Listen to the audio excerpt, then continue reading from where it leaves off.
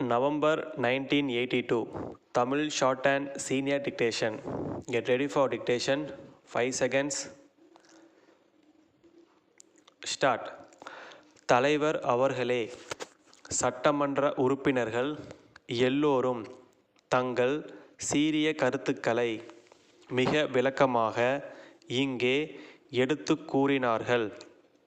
வறட்சி நிலைமையை போக்க ஒதுக்கியுள்ள பணம் மிகவும் குறைவாக இருக்கிறதென்றும் இன்னும் கூடுதலாக ஒதுக்கியிருக்க வேண்டுமென்றும் சொன்னார்கள். அறிக்கையிலே கொடுக்கப்பட்டிருப்பது முதல் நிலைதான், முடிவானது அல்ல என்பதை சொல்லிக் கொள்வதில் மகிழ்ச்சியடைகிறேன். இதனை மக்களுடைய முதல் பிரச்சினையாக எடுத்து கொண்டிருக்கிறோம். ஆங்காங்கே துரிதமான வேலைகள் நடைபெற தகுந்த நடவடிக்கைகள் எடுத்து கொள்ளப்பட்டிருக்கின்றன.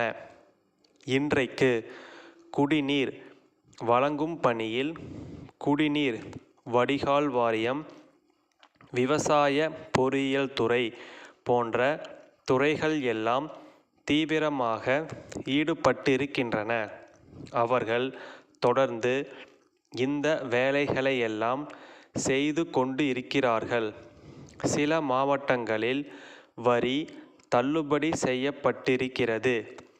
மாவட்டம் முழுவதிலும் வரி தள்ளுபடி செய்ய வேண்டுமென்று கேட்பதில் நியாயம் இல்லை.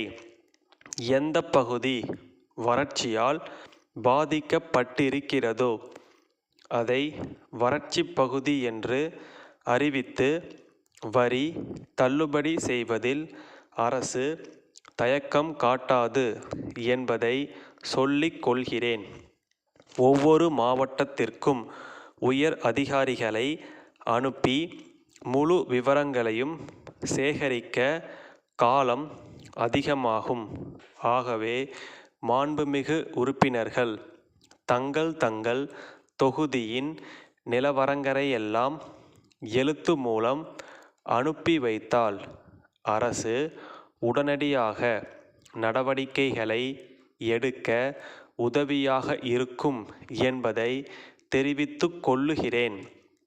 அடுத்தபடியாக வறட்சி நிலைமையை சரியான புள்ளி விவரங்களோடு முதலில் மத்திய அரசுக்கு எடுத்து கூறி தேவையான நிதி உதவியை பெறுவதற்கு இம்மன்ற உறுப்பினர்கள் அனைவரும் துணை நிற்க வேண்டும் என்று இந்த சந்தர்ப்பத்தில் கேட்டுக்கொள்கிறேன். இயற்கையின் சீற்றத்தை தணிப்பதற்கு வேண்டிய எல்லா முயற்சிகளையும் அரசு எடுத்துக்கொள்ளும் என்பதை தெரிவித்துக் கொள்ளுகிறேன்.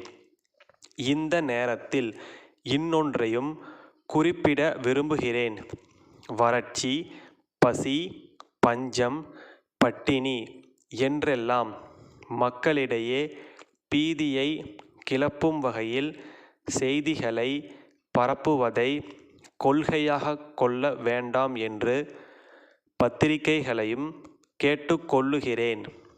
இப்படி செய்வதால் உண்மையில் வறட்சி இல்லாத பகுதிகளில் உள்ள மக்கள் கூட பீதியுணர்ச்சியுடன் உணவுப் பொருட்களை மேலும் வாங்கி சேகரிக்க முயல்கின்றனர்.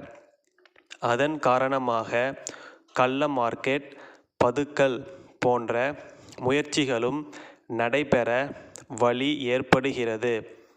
இதுபோன்ற தீய நடவடிக்கைகளை தடுத்து நிறுத்த ஜனங்கள் எல்லோரும் அரசுக்கு ஒத்துழைப்பு தர வேண்டும் என்று கோருகிறேன்.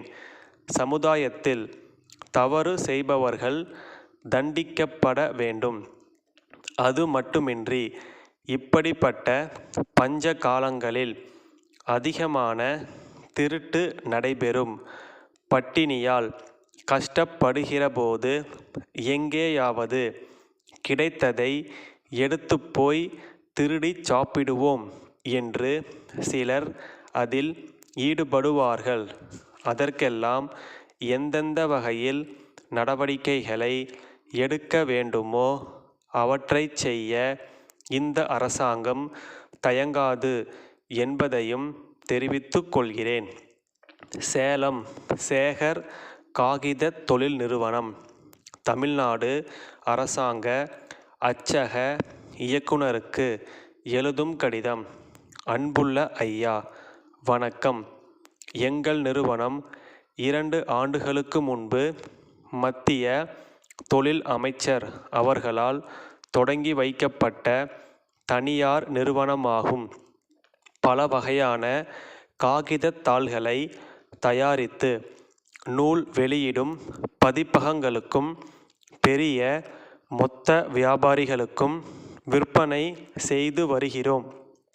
அரசு வெளியீடுகளுக்கும் அலுவலகங்களுக்கும் தேவைப்படும் காகிதத் தாள்களை உற்பத்தி விலையில் அரசுக்கு வழங்க விரும்புகிறோம். இந்த கடிதத்துடன் எங்கள் தொழிற்சாலையில் தயாரிக்கப்பட்ட பல்வேறு விதமான காகிதங்களின் மாதிரி தாள்களையும் விலை பட்டியலையும் அனுப்பியுள்ளோம். தரமான பொருட்களை விநியோகிப்பதும் மக்களின் நம்பிக்கையை பெறுவதுமே எங்களுடைய குறிக்கோள். அரசாங்கத்தின் ஒத்துழைப்பும் ஆதரவும் கிடைக்குமானால் தொழில் மேலும் வளர்ச்சியடைவதுடன் தொழிலாளர்களின் வாழ்வும் உயரும். விரைவில் வெளிநாடுகளுக்கு உயர் ரக தாள்களை அனுப்ப முயற்சிகளை எடுத்து வருகிறோம். இந்திய பொருள்களுக்கு வெளிநாடுகளில் நல்ல கிராக்கியை ஏற்படுத்த முடியும் என்ற நம்பிக்கை எங்களுக்கு முழு அளவில் உள்ளது. இப்படிக்கு ஸ்டாப்.